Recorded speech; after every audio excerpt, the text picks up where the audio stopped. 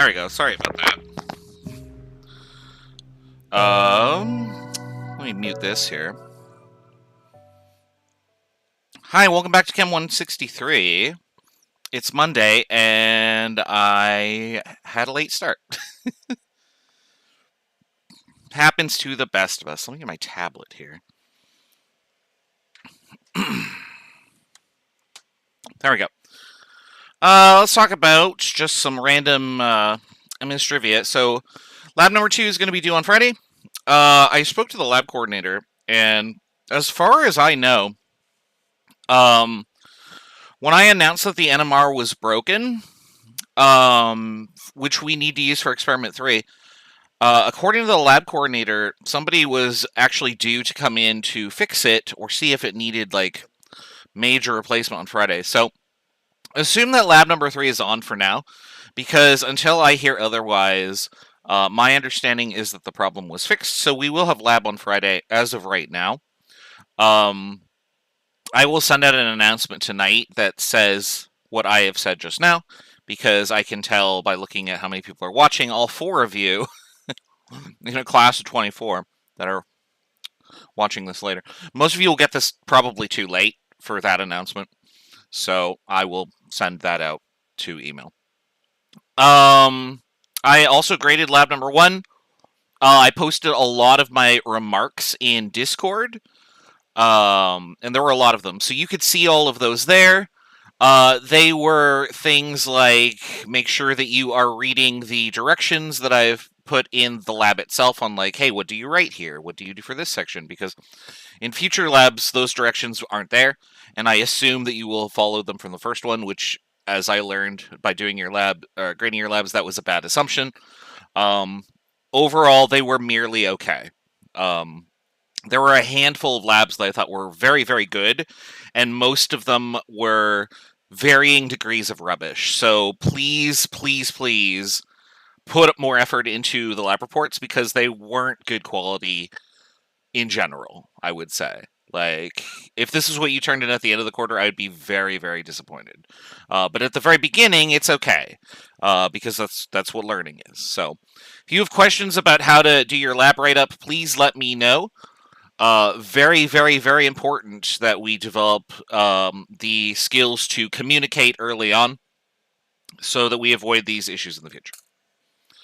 All right. Today, we are going to talk about how to calculate the pH of various acids and bases depending on a property that they have, which is called colloquially their strength.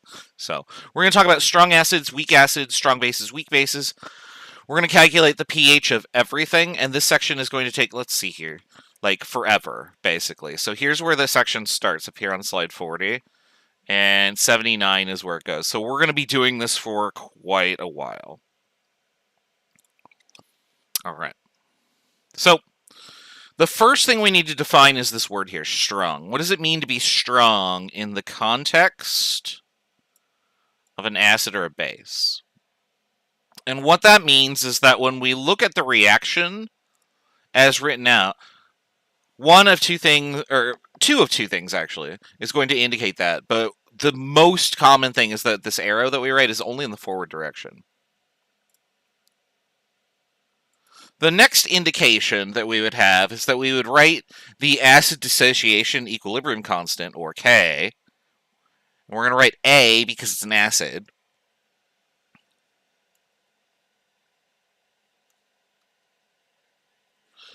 And the value of Ka will be very large. In fact, as far as I am concerned, for a strong acid, for this class, Ka is infinity. Now, this isn't true. Ka is going to be some ginormous number, because the amount of undissociated HA for a strong acid is so small. And when you write the equilibrium expression, reactants go on the denominator, and dividing by a really small number will make a ginormous Ka, right? So therefore, if we have an amount of HA that is essentially 0, then our Ka would be essentially infinity. So that's where I'm going with that. You're going to look for one of those two things. This is going to be the most obvious one.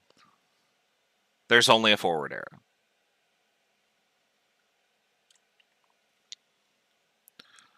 All right. What if the acid is not a strong acid? Well, then it's a weak acid. And then we write it like this. And so, again, same sort of indications. The first one, double arrow. That tells you that, hey, there is going to be some reactants.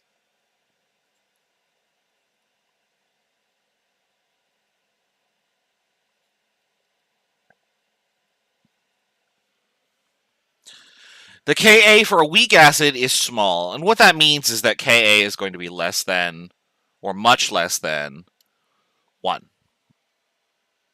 Now, there are some weak acids out there that have a Ka of approximately 1, and they're kind of rare. Most weak acids have a very small Ka. So I would say, like, 1.8 times 10 to the minus 5 is a common one, and I don't remember if that is formic acid or vinegar. One of those.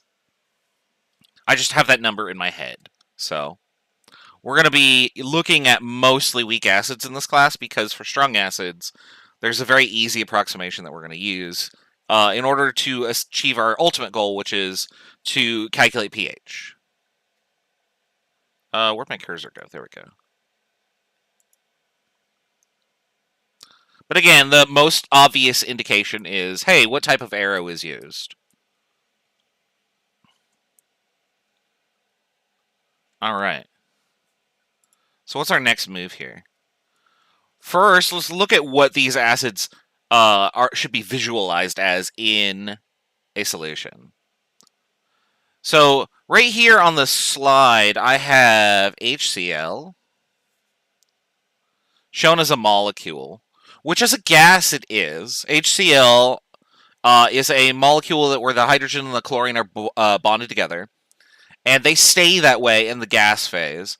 But once you put them into water, they split apart into pieces. The H will jump onto water to make H3o plus, and the Cl minus will just hang out as Cl minus. And like we said, for a strong acid, I don't know what this is. For a strong acid, what we observe is that there is complete dissociation. So if I have HCl and H2O,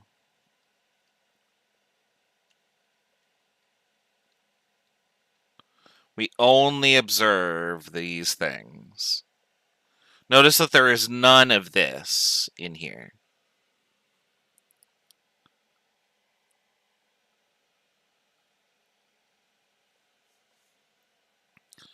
Now, for all of these acids listed above here, these are the 6 strong acids that you're going to care about.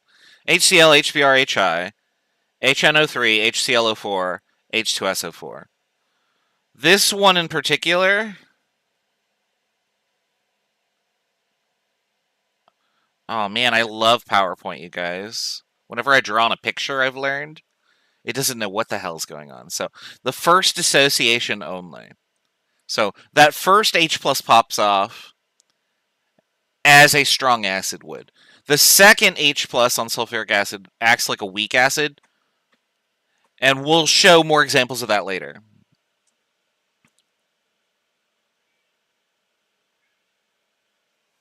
All right, so that's what a strong acid looks like. A weak acid dissociates partially. And what that means is that if this is what my weak acid looks like, as this HF right here, some of it will remain as HF in the solution.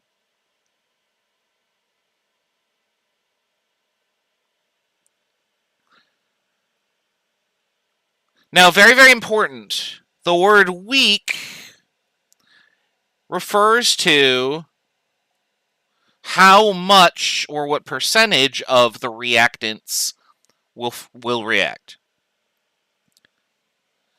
The word dilute refers to concentration.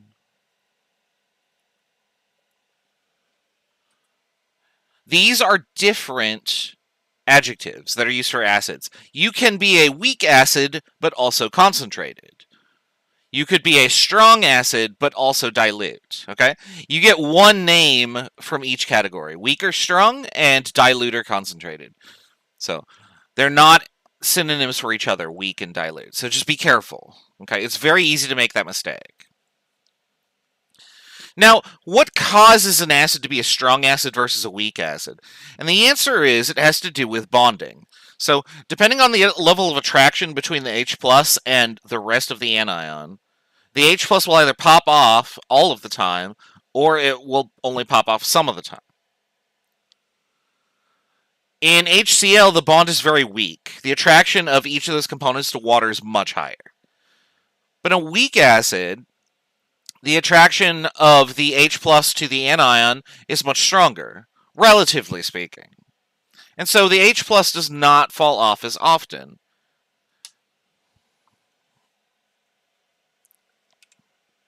All right. Now, last week, I believe, we talked about conjugates of acids and bases. And so if I have an acid, the strength of its conjugate base is going to be relative to the acid. And the rule is the stronger your acid, the weaker its conjugate. And vice versa. The weaker an acid, the stronger the conjugate base is.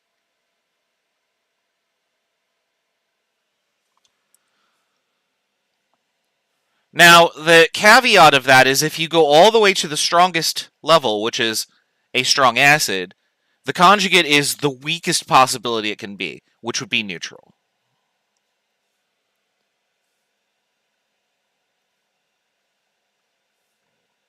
And so we'll highlight that here.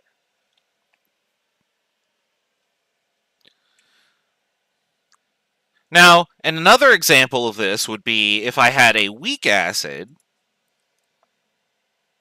So if this is a weak acid, the conjugate base of this is stronger.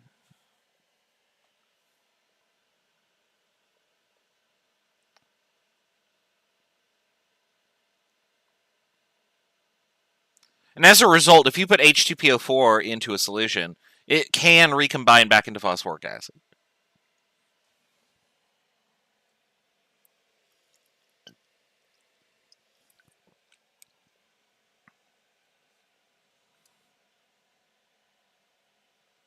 All right. Now, all of that is very just qualitative and sort of just ethereal, I guess we'll say. Like, it's great to just understand the basic concept of strong versus weak, but can we ascribe numbers to this? And of course we can, right? That's going to be the whole point of this chapter, really, is working with these numbers. And so we're going to be using Ka. Ka is the measure of how much acid will dissociate in a reaction. And it's called the acid equilibrium constant, or acid ionization constant. I believe your textbook calls it ionization. I've always just heard of it as equilibrium constant. The rule is the larger the value of Ka, the stronger the acid.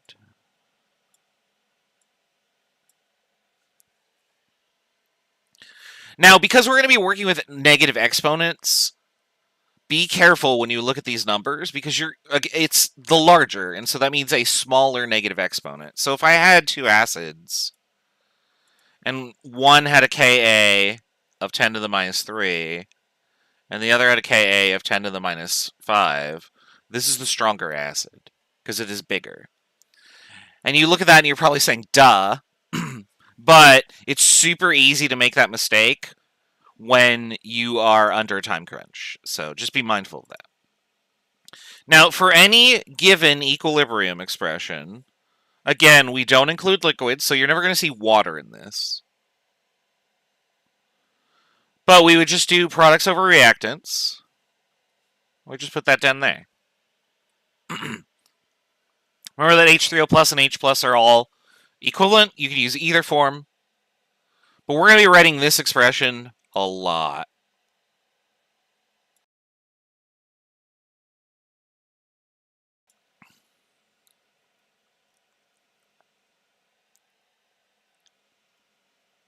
All right. All right. On the screen here, I have two acids Hydrofluoric acid and hypochlorous acid.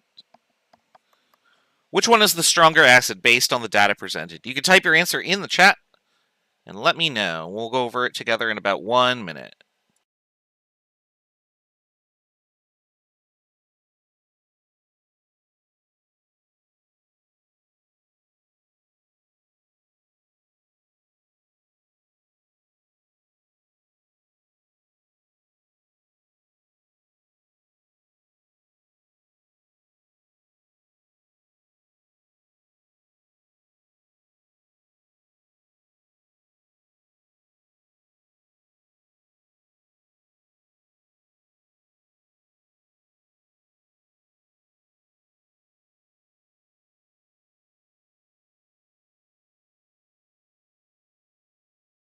All right, very good. So they are both weak acids because they have small Ks.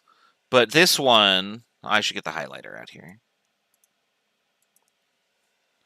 This one is the stronger of the two because it's Ka is bigger. There you go. All right, here's a more complicated question. Which is the stronger conjugate base, fluoride or hypochlorite?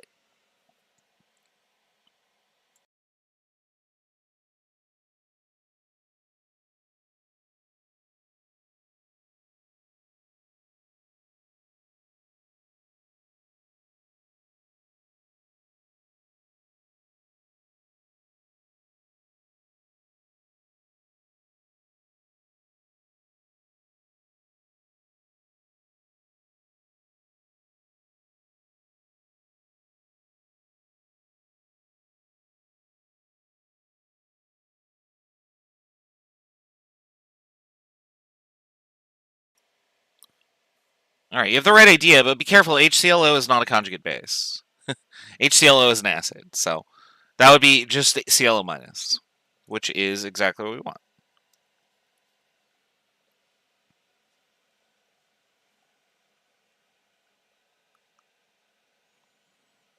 All right. Now, if we're going to calculate the pH of stuff, which is sort of the goal of this, because we want to be able to have a solution and then have a number that we can use to represent how acidic something is. The first thing that we need to do is we need to figure out in order to figure out what the pH is, we need to figure out how much H3O plus there is. Because you'll remember that the formula for pH is negative log 10 of H3O plus.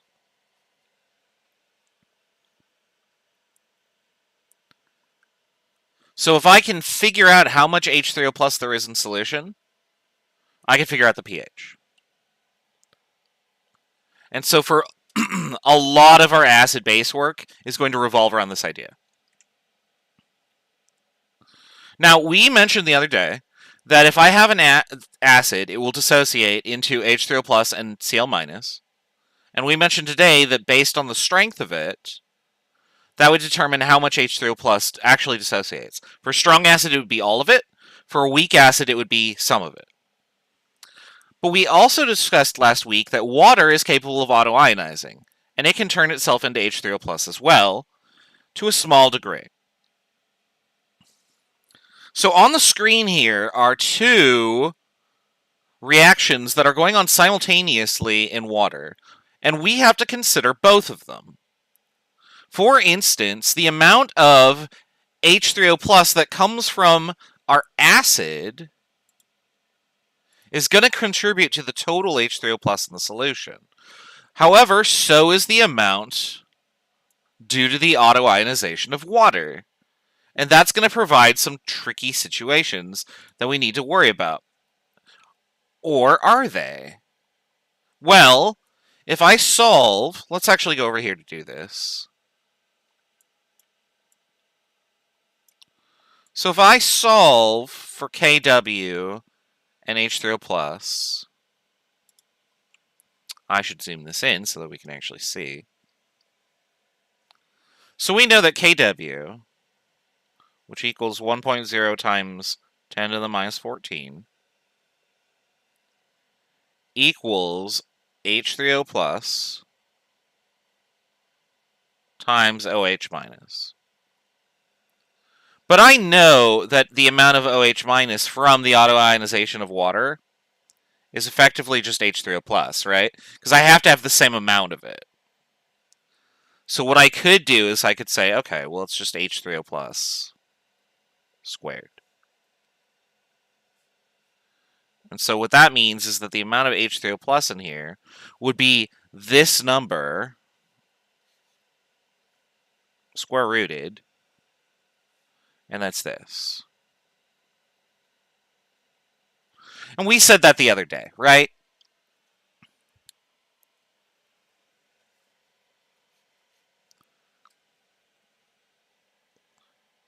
So that's nothing new. Now, let's presume that for my weak acid,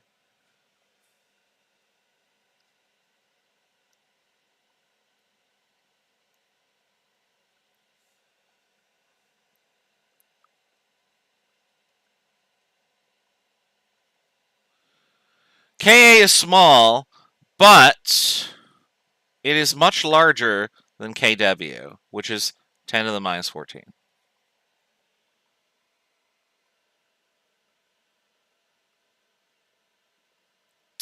In this case, we haven't learned how to do the calculation yet, and we're going to eventually.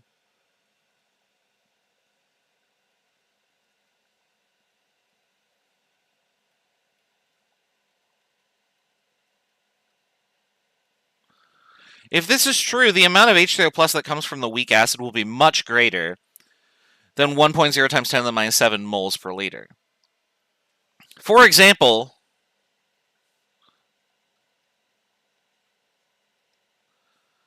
maybe the amount of acid in here would be, I don't know, 1 times 10 to the minus 4 moles per liter. What happens if I try and add these numbers together?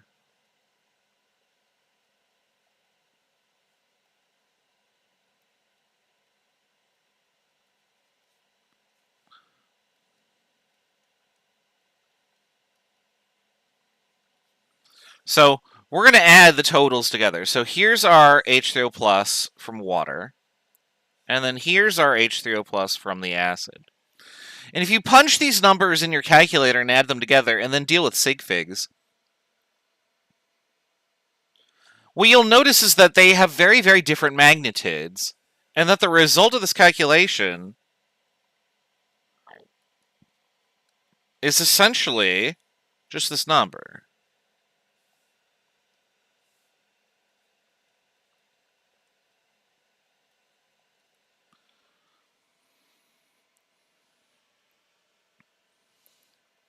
So when we are dealing with acids, what we're going to have to consider is the magnitude of H3O plus that is generated by the acid itself.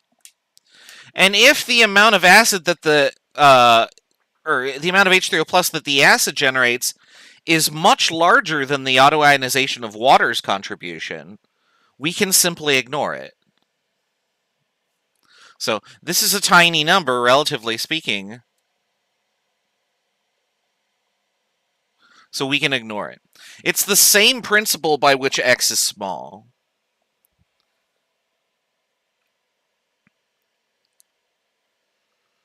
Now, if the amount of acid or that dissociates produces a small amount of H3O plus, and that amount is on the order of magnitude close to Kw's contribution for water.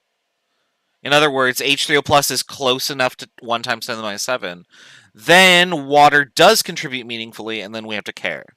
So this is typically only the case if your pH is between 6 and 8. Then we do care about water's contribution.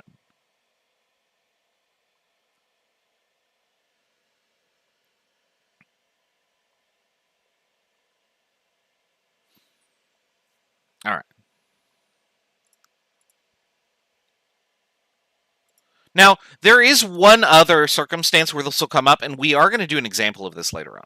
But we're going to assume that this is uncommon. So if the acid is extremely dilute, this can be an issue. But otherwise, your acid will contribute way more to H3O plus than water ever will.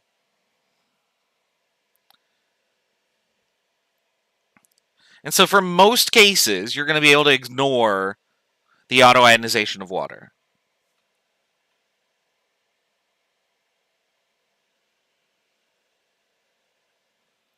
All right, let's start calculating some pHs here. Now, we said earlier, strong acids dissociate completely.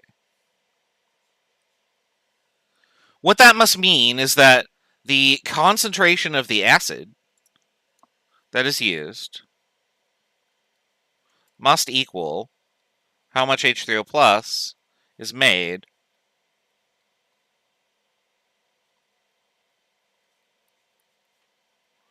for any strong acid.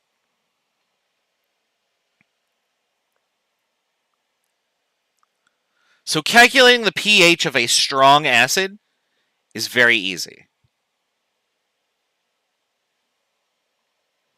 So let's do an example.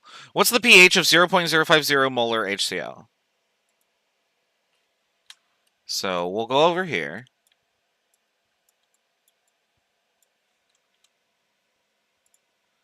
And we're going to erase all this, but we're going to keep what we just erased in mind, because we're going to contribute to my H3O plus amount in two different ways. So if I have HCl,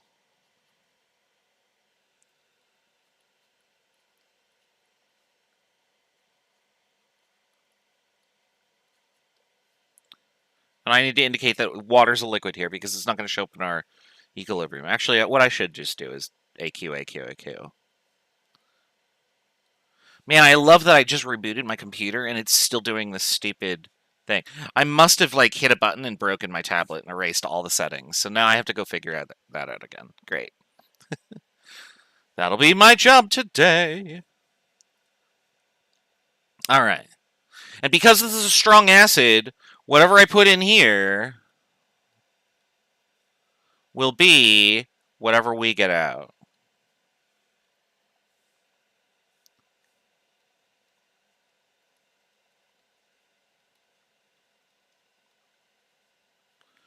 So what we would conclude is that H3O plus would be 0.050 from HCl.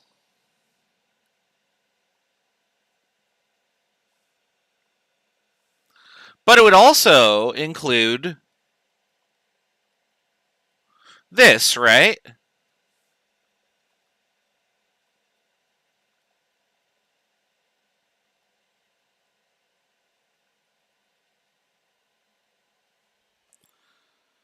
Well, what's 0.05 plus 1 times 10 to the minus 7? Well, it's just this, right? Because this is just too small.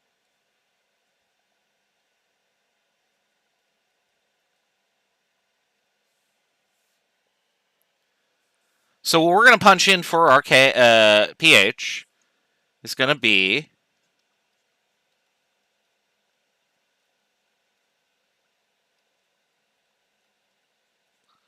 that. We don't have to worry about the units. We can just get rid of them. We'll just hit it in the calculator here. So I've got 0.050. We're going to log that, and then we're going to negate it. And there's our pH. I put in 2 sig figs, so I will get 2 decimal places out. So there's our pH.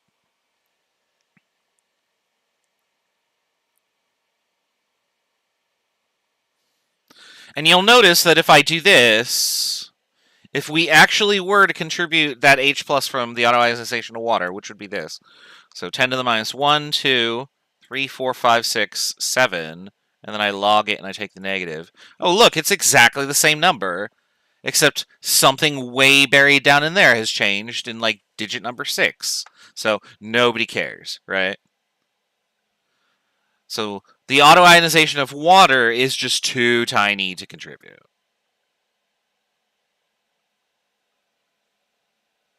All right. So for the pH of any strong acid, you just take the concentration and you take the minus log of it. That's easy enough. Oops. So we can all do that. The next thing that we're going to do, though, for weak acids is going to be what we spent all of the back end of Chapter 13 doing, which was ice tables and Ka and stuff, or in Kc. We're going to do that with weak acids. So here we go.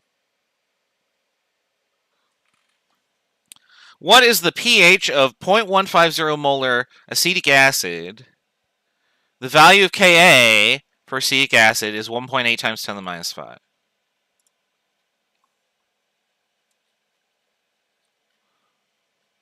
Oh, I gotta actually click over here so you can see it. There we go. Alright, so what do we do? Well, first let's write down our reaction. So we have acetic acid.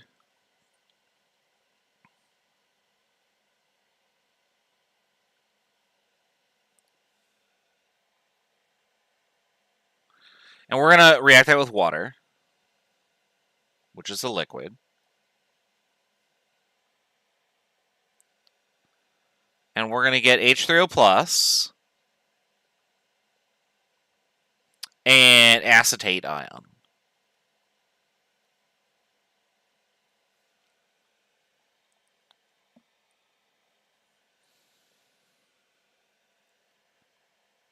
And so what we're going to do is we're going to have to solve for H3O plus, but it's an equilibrium, so we can't just put in the molarity that we started with, right?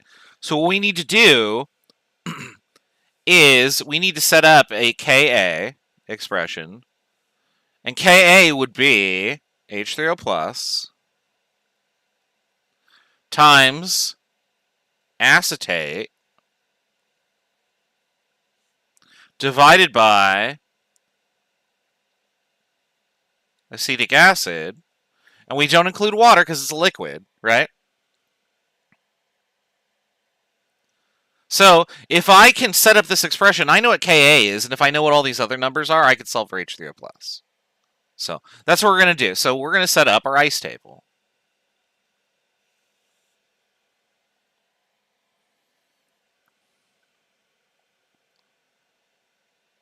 Initially, how much acid is in there? Well, I told you it is a 0.150 molar solution.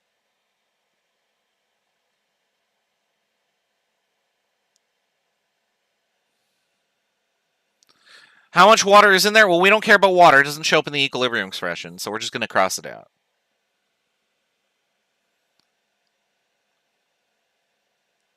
How much H3O plus is in the solution? It's not 0, but it might as well be, right? So approximately 0. It's actually 1 times 10 to the minus 7, but we just don't care because that's so tiny. How much acetate is in the solution initially? None.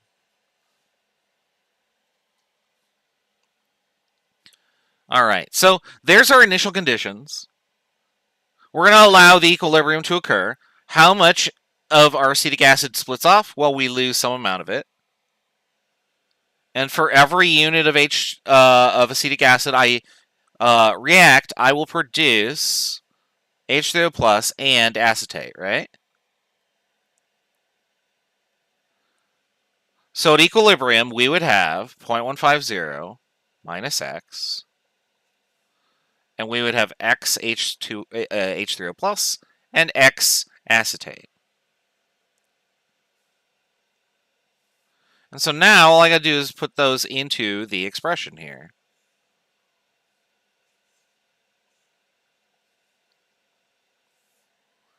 And so let's do that. So I have X times X on the top, which is X squared.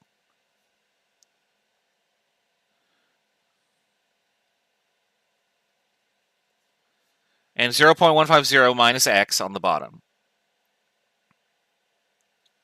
Now, remember what we did to make this solution more trivial to do. Remember we would say, well, if I'm subtracting or adding X to something, we could just do this to simplify the expression, right? that would mean that x squared over 0.150 would be Ka.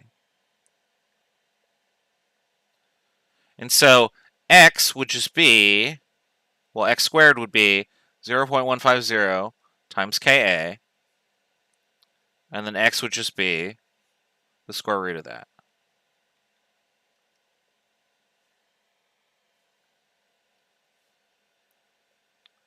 And so that's 0.150 times whatever Ka is, 1.8 times 10 to the minus 5.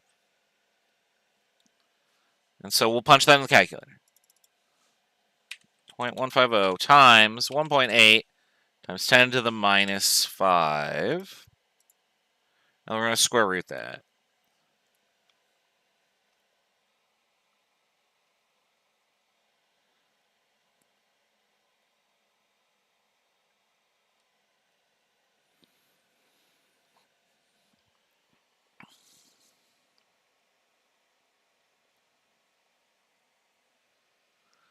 So that's going to be the amount of acid that's in our solution.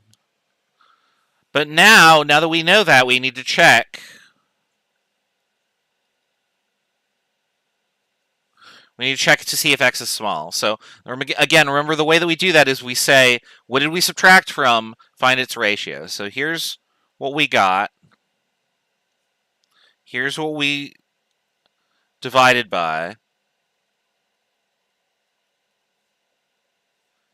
And so let's see what this is. So our number divided by 0.150 times 100.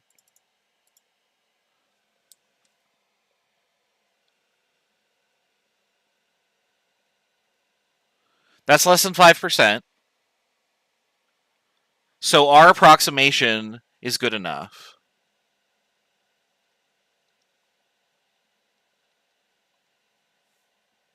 So that means that since our approximation is valid, this must be what x is, and we can go up and see, oh, look up here. Well, x was H3o plus, right? So therefore,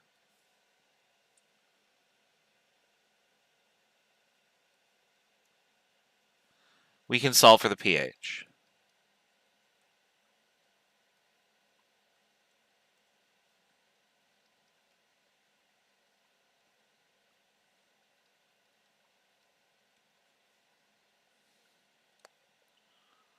And so let's do that. So I'm going to take that number that we just got, which is not my calculator anymore, unfortunately.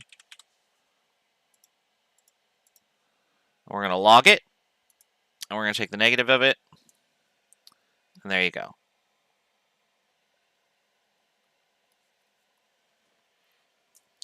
So the pH of this acetic acid solution, 0.150 molar, is 2.8.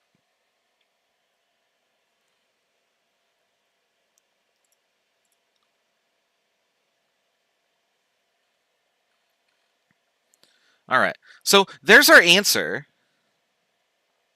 So what the heck did we just do? Because look at this calculation we just did. This is ridiculous. We filled, I don't have any more space. We're out of paper. We filled the entire thing. There it is, right there. Okay, maybe we didn't fill the entire thing, because part of this was just, yeah, there we go. We filled most of it, right? And this is what you're going to be doing for the remainder of the quarter. It's just this calculation virtually over and over and over and over and over again. In some degree or form. We're going to be doing this till like week 6 or 7. So, I'm kind of out of space here. I guess I could write down here. So, here's what we're going to write down. We're going to write down what we just did. So, for a weak acid equilibrium, set up your ice table and your Ka expression.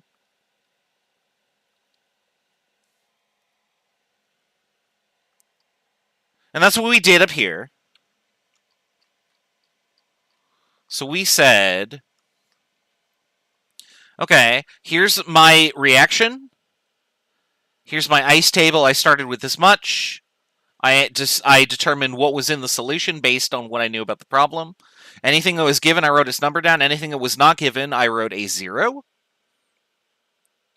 Unless it was H3o plus, then I just wrote approximately 0 because auto-ionization of water. Then I allow the change to occur. I follow reaction stoichiometry. And then I write the equilibrium amounts, which is just the difference, or the sum, or whatever. Then I set up the Ka expression. Once I have set up my Ka expression,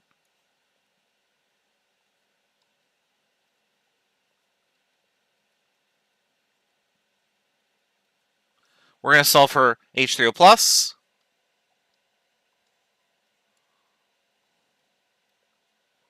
And then we're going to find the pH.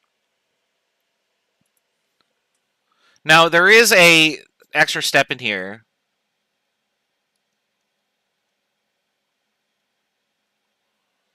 Where you want to check for X is small.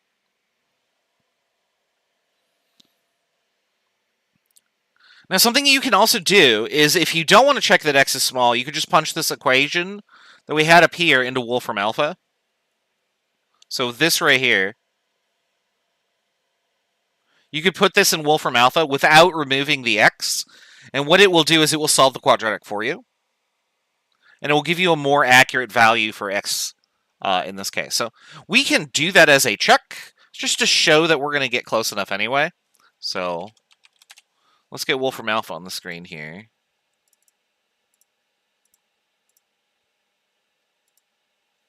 That's not super helpful, is it?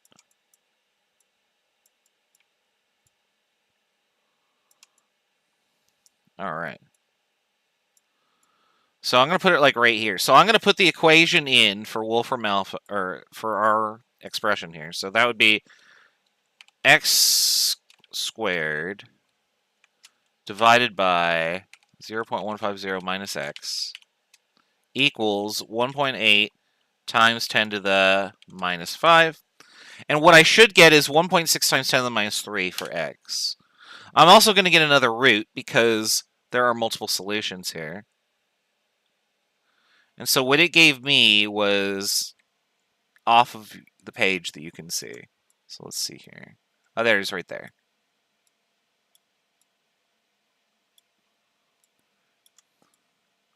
All right. So there's what it gave me. So x obviously cannot be negative. So that root is rubbish. But this one's not. And you'll notice that's the number we got.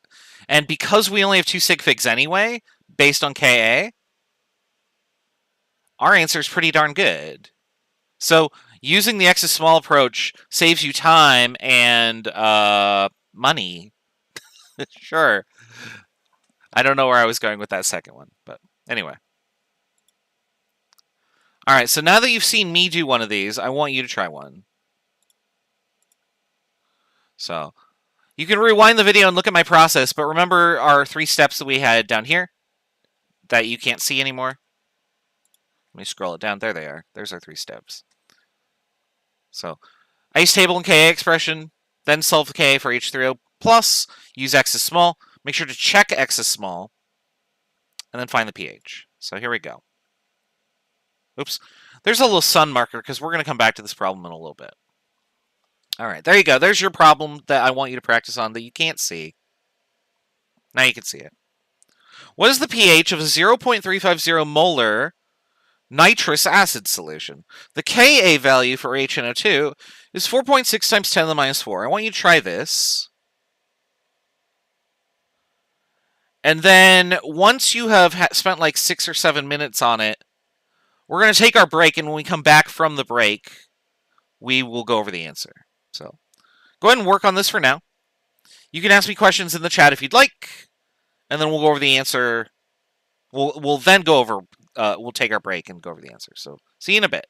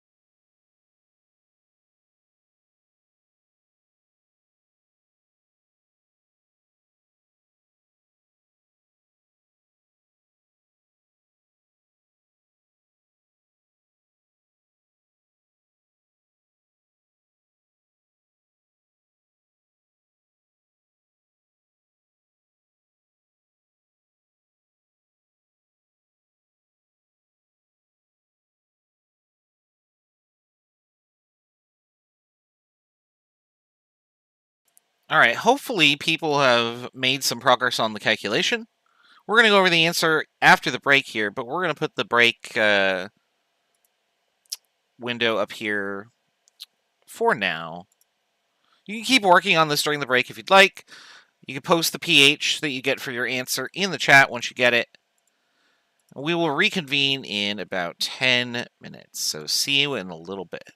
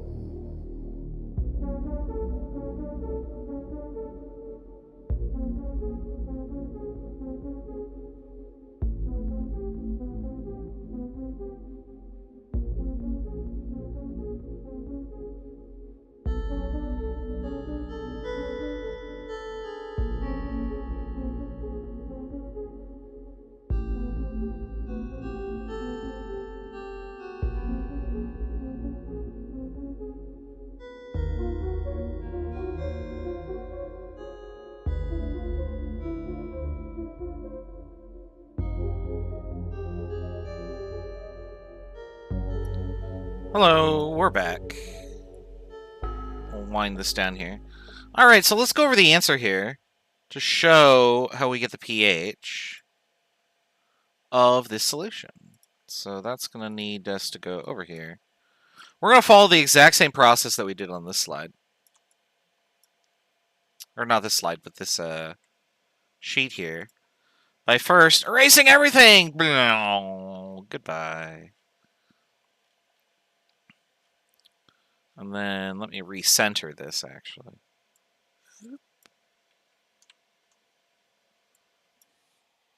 Alright. So, again, first thing that we want to do is write down the reaction. So, HNO2 and water,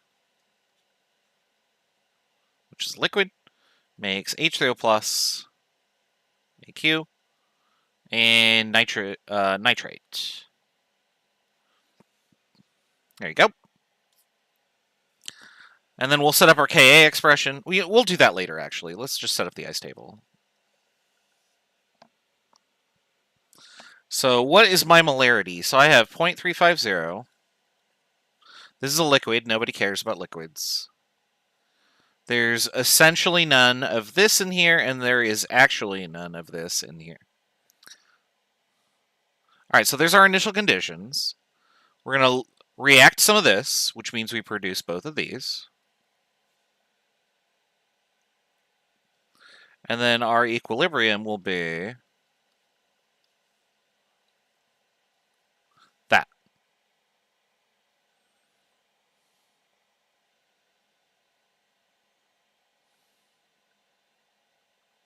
All right, so now we can write our Ka, and that's going to be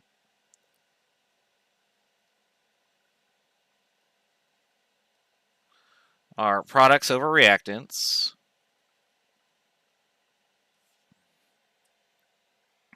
That looks good to me.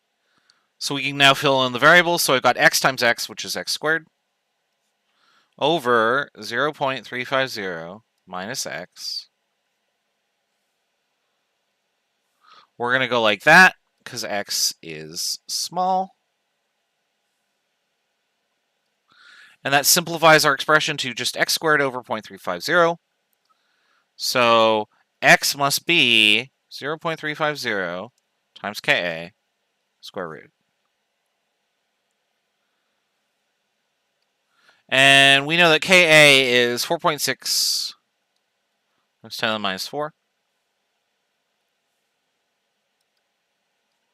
And so x must be,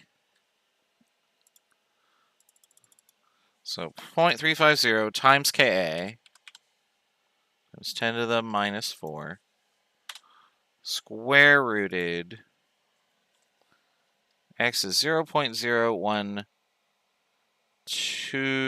Let's see, how many digits do I get? 13. All right.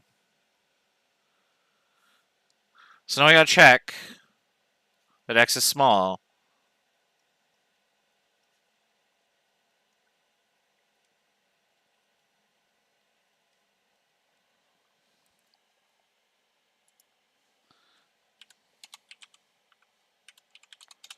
And times 100. And that looks good. So x is less than 5%. So this works. So if this is x, that means that this is also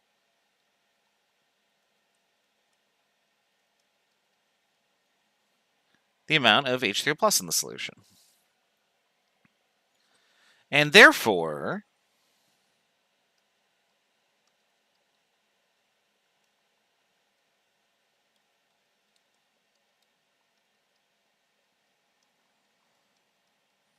we just do that. Take the minus log of our number that we got there. We're going to log minus. And there you go.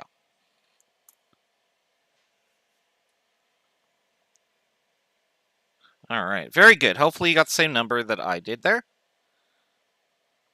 because that is the answer. All right.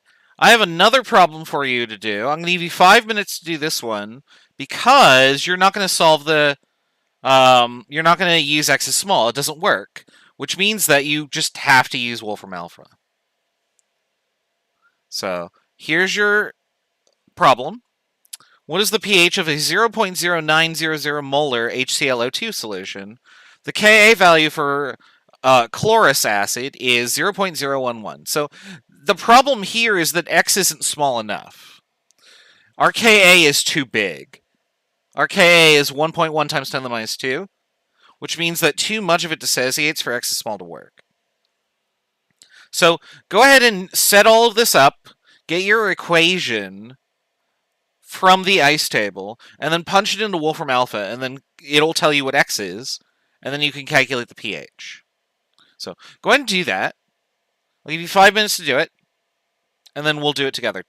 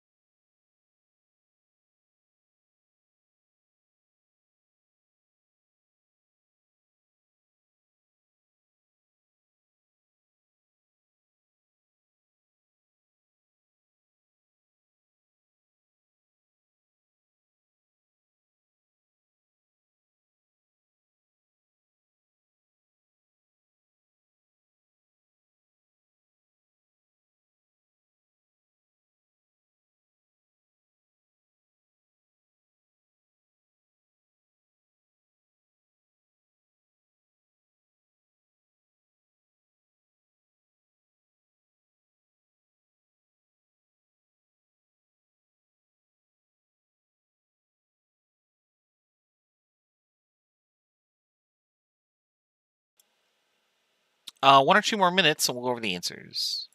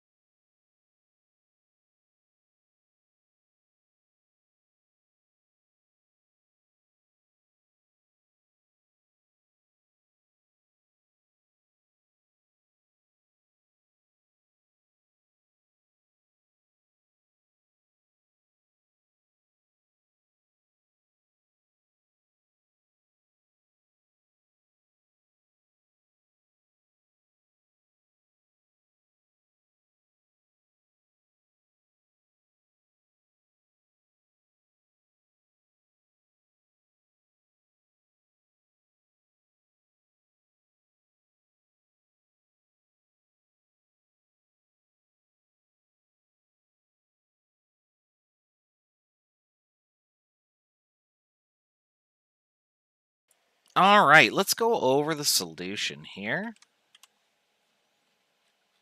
Let me just get this all set up on this side here.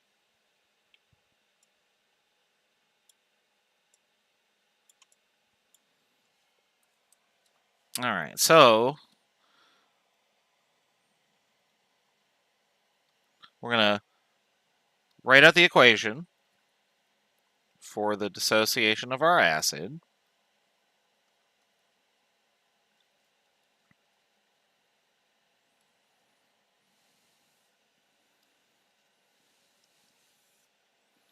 And so water, don't care, ignore. No liquids allowed. All right, and so we have a 0.0900 molar solution.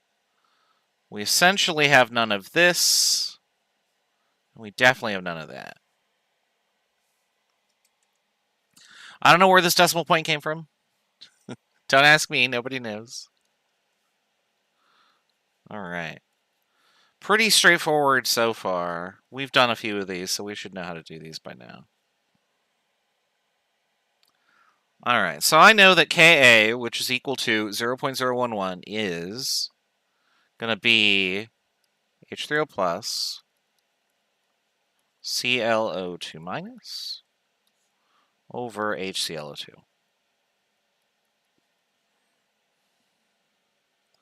And so that's going to be x squared over 0.0900 minus x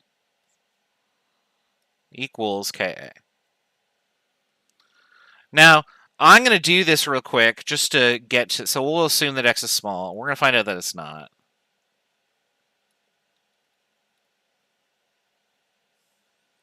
And so solving all this out, I get x equals the square root of 0.0900 times Ka.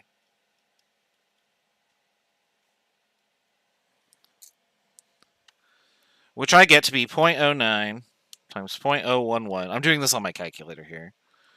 Square rooted, and I get this.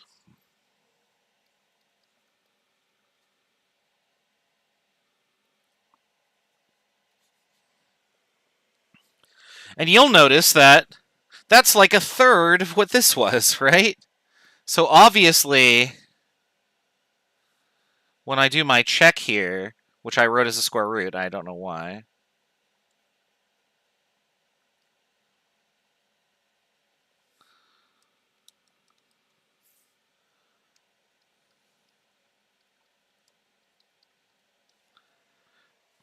I get a ridiculously high number. So x is very obviously not small. So we need to solve the quadratic. So what I'm going to do is I'm going to take this expression. We're going to type it into Wolfram Alpha. And I should probably capture Wolfram Alpha on the screen here. There we go. Oop. All right, we'll just make this bigger. So I want that expression that's shown right there. And that is x squared divided by 0.0900 minus x equals 0.011. And there's my answer. And you'll notice that its solution was 0.026. So we're going to just take that number. We'll just shove that up here. So from Wolfram Alpha, x equals 0.026. And so we will take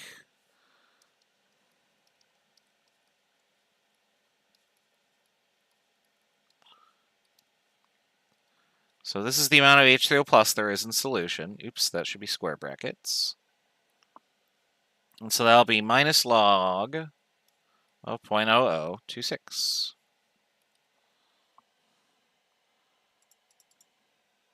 I have too many O's. 026 log minus.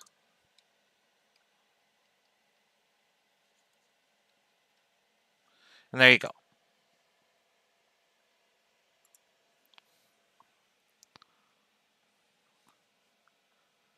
All right. So if you have to use Wolfram Alpha because X isn't small, then this is fine. Now, note that on a problem that I give you on like a exam, X has to be small because you can't use Wolfram Alpha on the exam. On the quiz, I might tell you, like, apply the solve for the pH, use X is small only if it's valid. If it's not, use a solver or solve the quadratic or whatever. And then you could just do whatever you need to. If you have to use Wolfram Alpha, you can write down, I used a solver, or something like that. So on a quiz, it's fine. On a lab, it's fine. On the exam, you won't be able to use Wolfram Alpha, so you won't have to do a problem like this.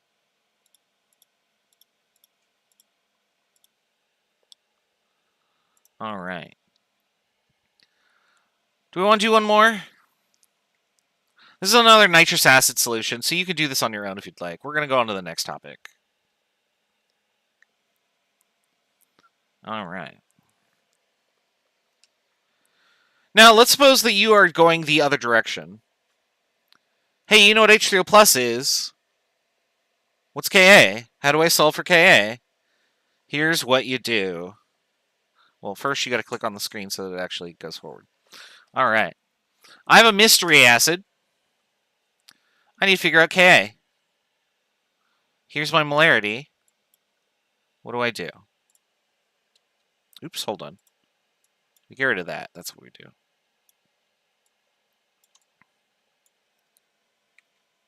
So, how do I do this backwards? And in theory, it shouldn't be that difficult, right? So I have this mystery acid. And it reacts with water.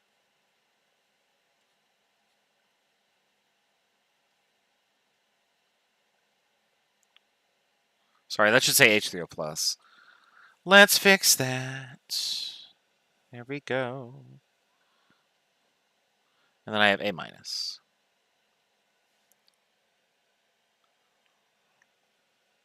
And then I also know that Ka must be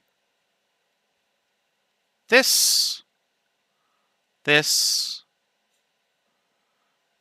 and this.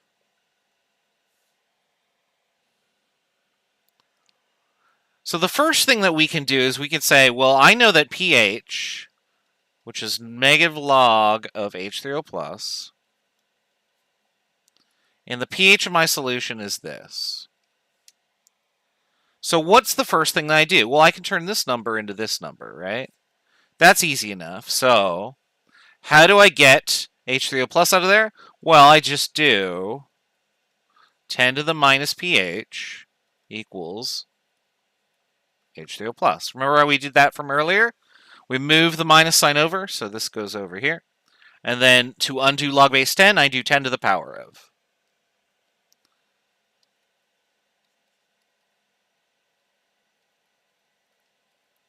So my concentration of H3O plus will be 3.95 negative that 10 to the power of 1.12. Actually, this is a log, so I only get 2 decimal points. So 1.1 times 10 to the minus 4 molar. Okay, so I got this part. This part's done. Now, if that's how much H3O plus I made, that must also be how much A minus I made, right? Because they dissociate equally. So if this is H3O plus, it's also A minus. And then how do I get HA? Well, HA is going to be whatever my initial is. So if I had like an ice table going on here, if I started with this, then at equilibrium it would be 0.225 minus whatever change occurred. And well, this is X right here, right?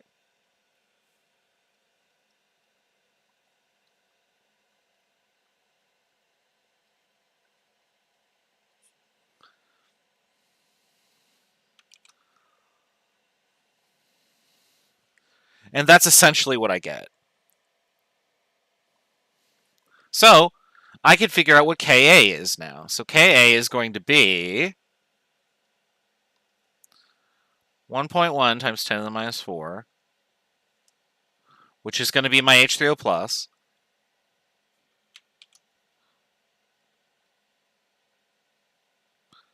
I don't know why I tapped the paper there. There's my A minus. So we can label these, I guess.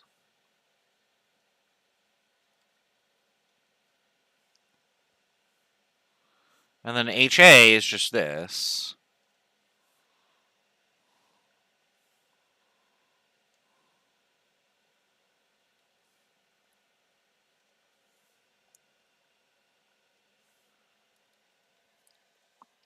And so we'll punch all this in. So this is our Ka, so I'm just going to multiply it by itself by doing that. And then I'm going to divide by 0.225. Boop, there you go.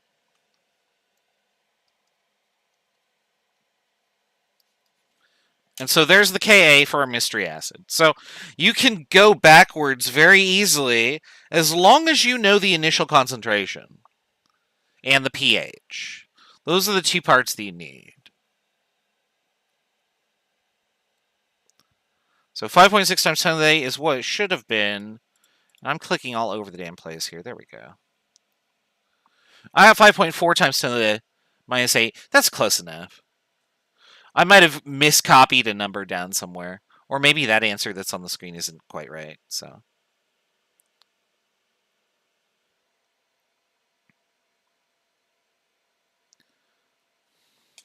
all right.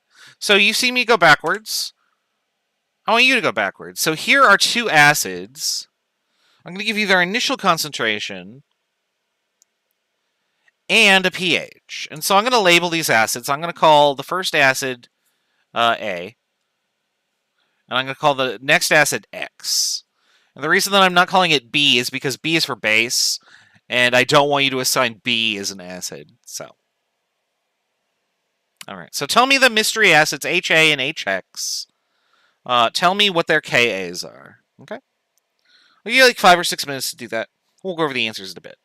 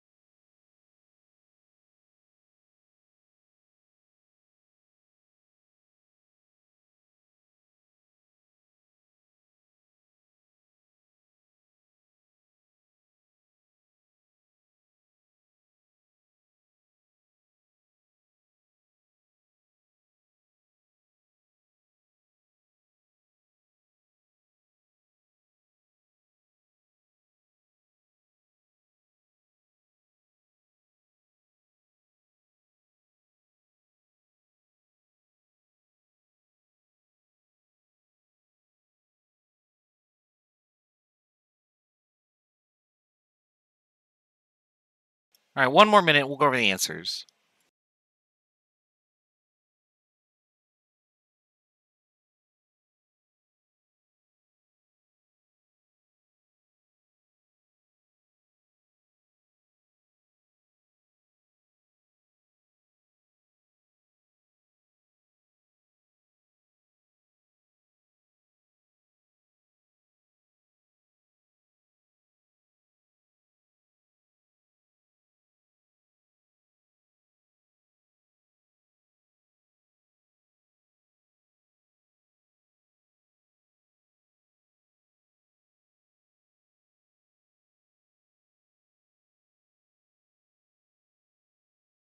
All right, where'd my pen go?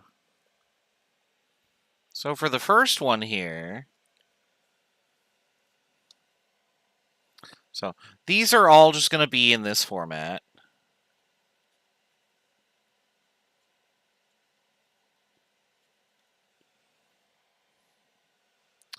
And Ka is equal to H3O plus A minus over HA. And so we know that the pH equals minus log of H3O plus. And we can do the algebra to rearrange this. Oops.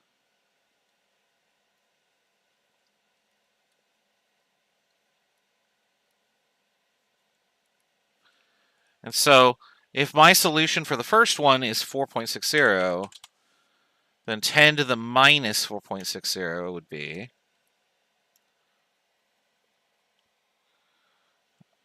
I only get those two digits. 10 to the minus 5. And so this is x in our expression. So this is also that. And then HA would just be the concentration minus that, which is too small to really matter. So for this problem, Ka is going to be, so 2.5 times 10 to the minus 5 squared over 0.210. So we'll take our number that we have here, that's our x, which is H3O plus or A minus. We'll just square it. Then we'll divide by 0.210, and I get 3 times 10 to the 9.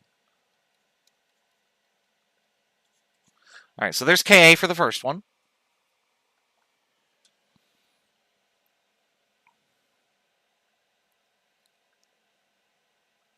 And then for x down here, same process. So here's Hx.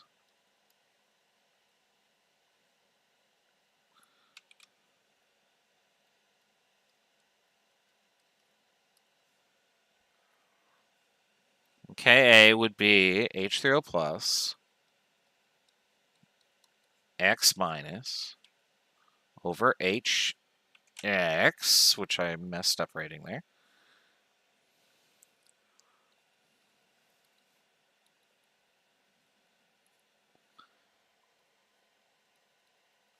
And then pH is this formula. Notice how I'm writing down the formulas every time. This is how you get through it, right?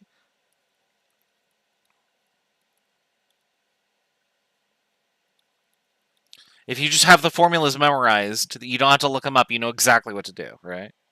So 10 to the minus pH is H3 plus, so that would be 10 to the minus 3.33, which is equal to 3.33 minus 10 to the 4 moles per liter. That's H3O plus.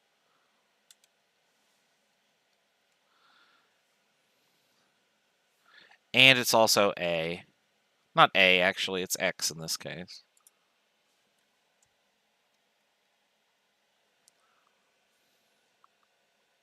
And if I subtract that from 0.170, which is the concentration of this acid, I'm not going to change it, because this is the fourth decimal that comes after it. So we'll go down here, and we'll say Ka equals 4.7 times 10 to the minus 4 squared over the concentration of the acid. So we'll take the number that we have in the calculator already. That was our H3O plus. We'll square it. We'll divide it by 0.170.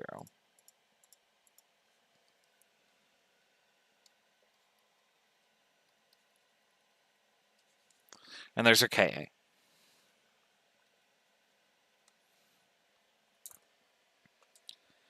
All right. Any questions, let me know.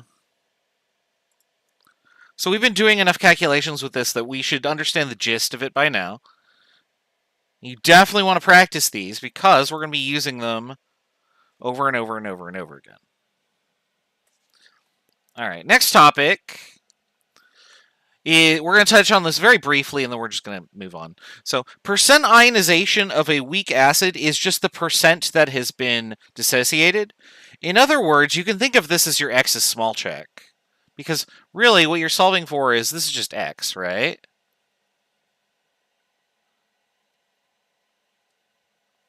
So, your concentration, where you remove X, this is that number, right? So this is basically an X is small. Check.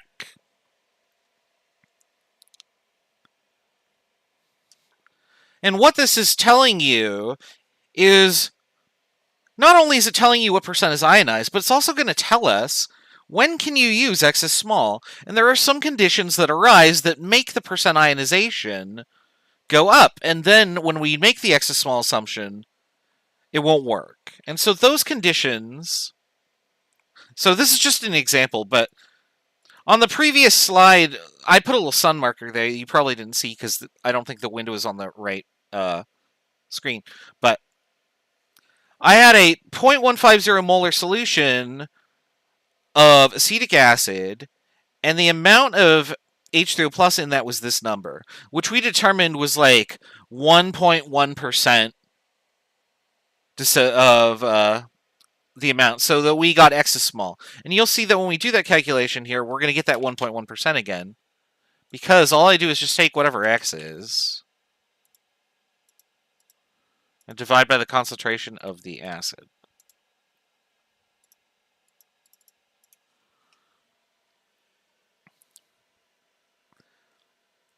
So, great, we can do that math, but let's look at the conclusion so that we can look at a problem and immediately go, you know, I think X is small won't work for this, because that will save us doing all of the calculations by hand, right?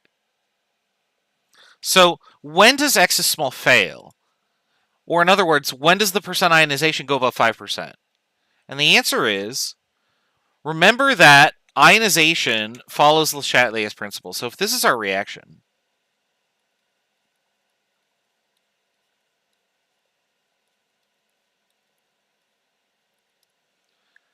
how do I get the reaction to go more towards the right? And the answer is that I either have lots of this,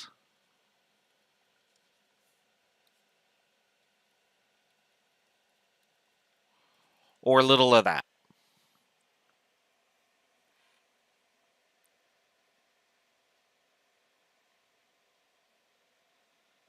If I have either of these circumstances, I need to be careful.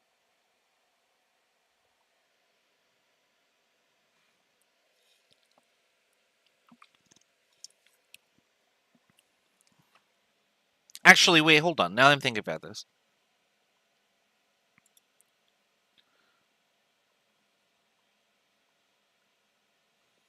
Let me think about how I want to word this. Because my explanation here doesn't match with what I'm about to tell you.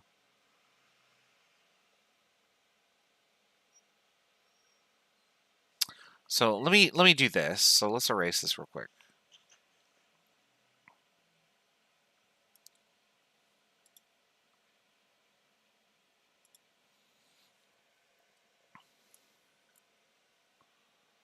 So if I have a really concentrated solution, that means that there's going to be a lot of this in the solution.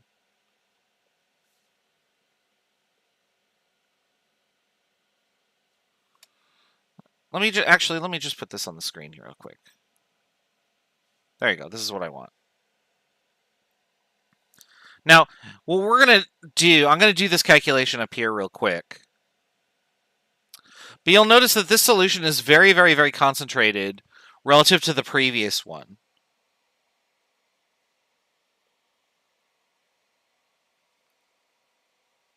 And what happens here is a little bit strange from the perspective of Le Chatelier, but it does make sense.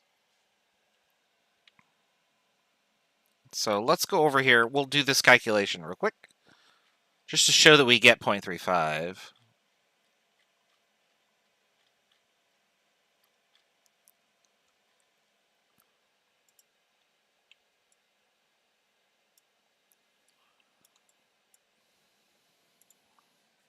So we've done enough stuff with vinegar that we could just do this, not H2.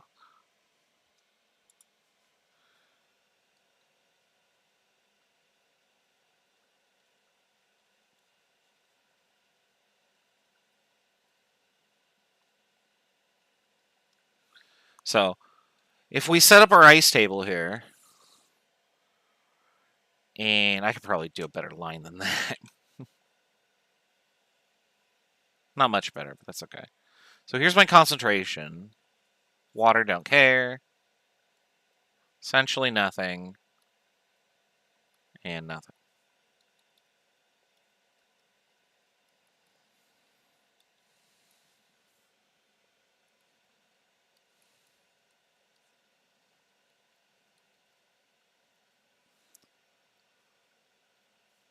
So we'll say X is small,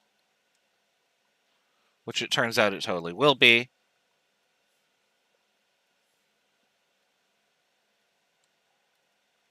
So our end result is going to be X is going to be 1.50 times Ka square rooted. What do we get when we do that?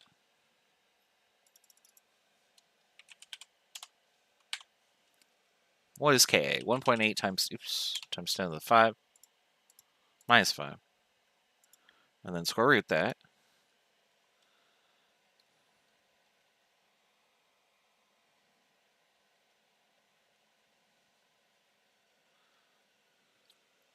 All right, so there's our H plus concentration for this problem. And let's check the percent ionization. We should get 0.35, right? So percent ionized, which is, again, the same as the X is small check.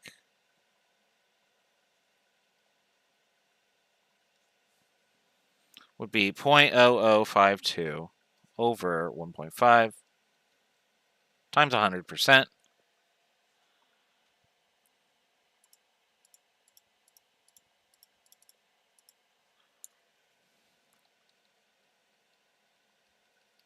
So this does check out, and it's really small. But let's look at these numbers real quick. So, there we go. So this is my concentration of H3O plus, right? So I have concentrated my solution in this problem relative to the previous problem. So here's my previous problem. By a factor of 10. And so we saw that if I increase the concentration by 10 times here, how much does the acid go up? So for 0.15, it's 1.6 times 10 to the minus 3 molar. For 1.5, it was 0.0052, which is 5.2 times 10 to the minus 3, right? So let's write that down.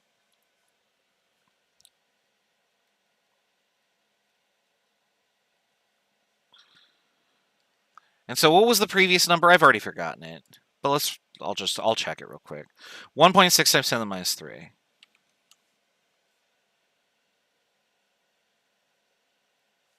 And so you could see that for these right here that I've written down, by increasing my acid concentration by a factor of 10, the amount of H3O plus that went into the solution only increased by a factor of, like, say, 4, right? So as my acid gets more concentrated, I contribute more H3O plus to the solution. And what ends up happening is that as I get more H3O plus in there, there is less of a chemical desire to dissociate. As I fill my solution with more of this, the reverse reaction becomes more likely, despite the fact that I am also adding this at the same time.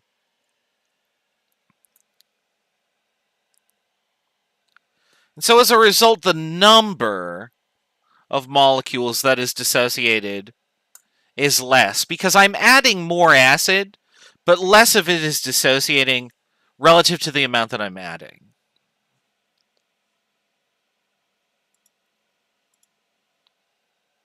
So the general rule that we want to pay attention to is that as you increase concentration, the percent ionization goes down. And as this happens, the excess small approximation becomes safer to use.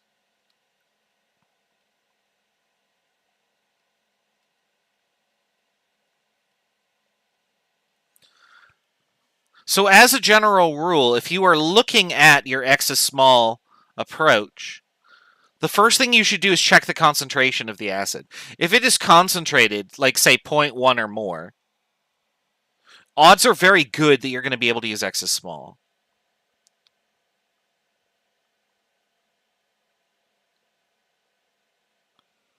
The other thing that you want to check is Ka. Ka needs to be sufficiently tiny.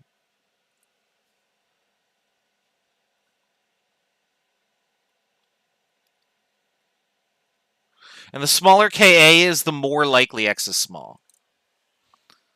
Because for a tiny Ka, very little ionizes. And that's going to be very important for our approximations. All right.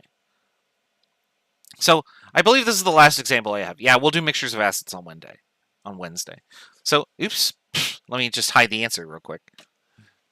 So without doing any calculations, which of these acids will have the highest percent ionization? And so we just have to think about what we just said on the previous slide. So the highest percent ionization will be the opposite of what we just said, because on the previous slide we were talking about lowest percent ionization. So the most concentrated would be the lowest. Oops, that's not the most concentrated. I just realized. I just read the second solution. That's this one right here. The most concentrated will be the lowest percent ionization.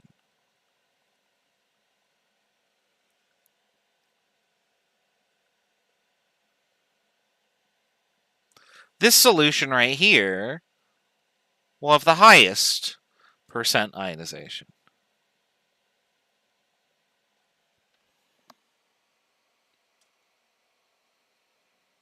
And then the other one will be in the middle, but we don't care about that.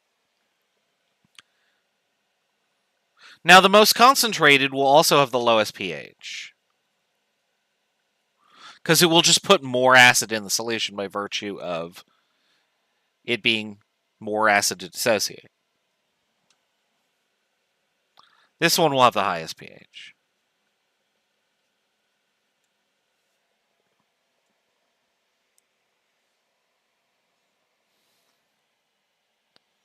All right.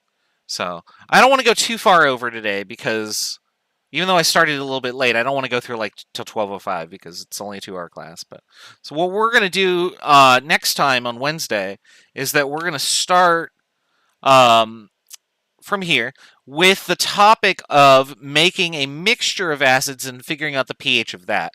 And then once we have done that, I believe then we'll talk about bases. And bases are basically everything we've done with acids so far. We do it again for bases.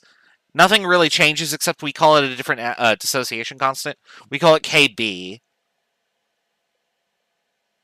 And we'll define that and we'll do those calculations. And then we'll see where we get to from there. So I believe that's all we're going to be able to do today. That's all the time we have anyway. So I do want to thank everybody for coming out to the lab. Make sure that you are working on lab worksheet number 2. Please read the remarks that I made on your lab worksheets. And then read in the Discord my recommendations to improve for the next week. As far as I'm aware, we do have lab number 3 on Friday. If anything changes, I will let you know immediately. And I will work on getting the quiz for chapter 14 up tonight or tomorrow. One of these 2 days. I just don't know when I'm going to have time. I don't have my outro music. I should find that. I can't like hum it or anything. Do do do do do do do do do do do do do do. There we go. That's what I was looking for. Yeah, more chapter 14 on Wednesday. We'll see you then. Take care.